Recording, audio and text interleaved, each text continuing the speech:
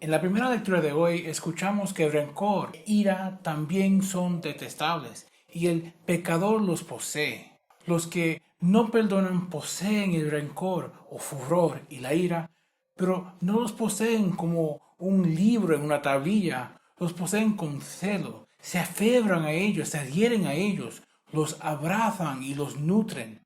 Y estos, el furor y la ira, al menos en el griego, son dos cosas diferentes. La ira, orge en griego, es un hábito, una disposición estable para pensar y actuar vengativamente, y por ser un hábito conduce a acciones impulsivas, acciones que no consideramos en su totalidad, sino solo en cómo apaciguan la ira. Pero esta ira es humana, nos avergüenza, aun cuando caemos en ella.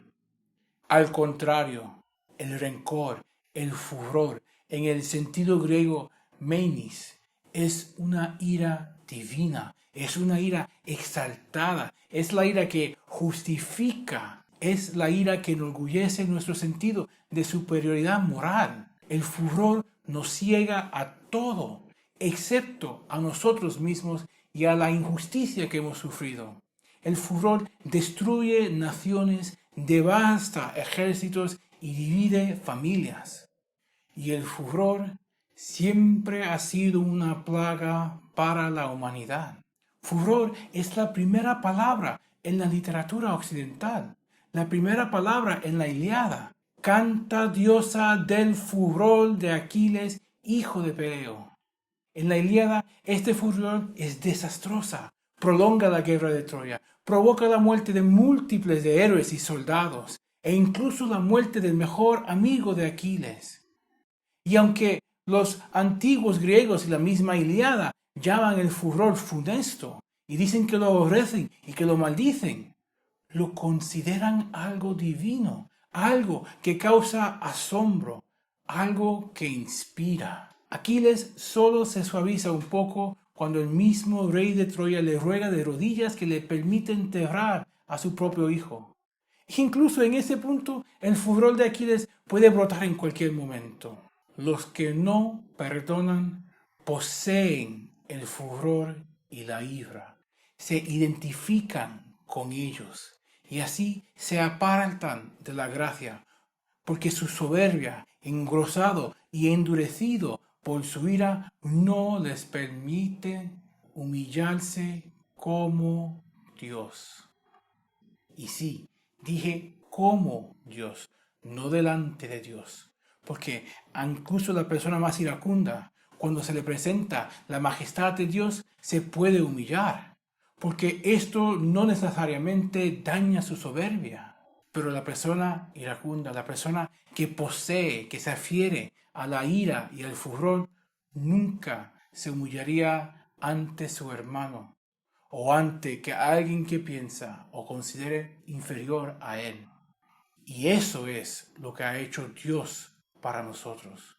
Dios, a través de su encarnación, Dios aún más en su muerte en la cruz, se ha humillado delante de los hombres y lo ha hecho en parte, solamente en parte, para que nosotros también lo hagamos, para que nosotros podamos voluntariamente clavar nuestra propia ira, nuestro propio furor, nuestra propia soberbia, nuestra indignación y clavar todo eso en la cruz para dejarlo atrás, para que podamos perdonar a los que nos ofenden, soltando humildemente nuestra ira, perdonando como nosotros hemos sido perdonados.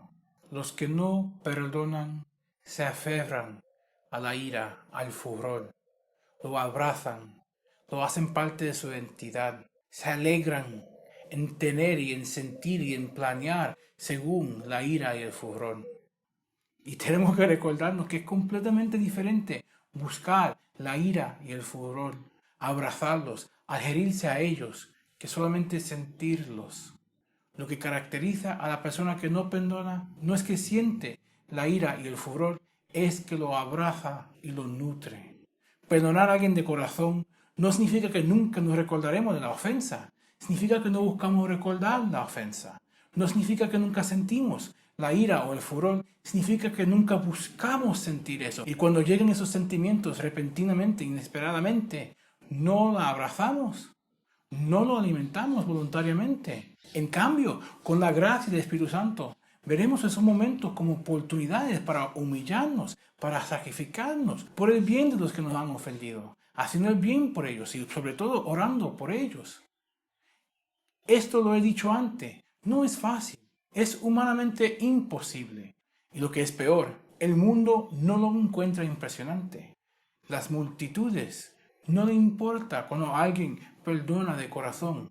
De hecho, es mucho más fácil abrazar y acoger y acrecentar la ira y el furor, alimentarlos y apreciarlos. Y especialmente en estos días, cuando vemos que tanta gente se inspiran de nuevo, como los griegos antiguos, se quedan atónitos e inspirados por ver el furor de la gente. Perdonar de corazón, abrazar la caridad del Espíritu Santo, sacrificar nuestro orgullo, nuestra soberbia, dejar la ira y el furor, ese sentido de injusticia, esa indignación, dejar todo eso por el bien de los que nos ofenden, es lo mejor que podemos imitar a nuestro Señor en esta tierra.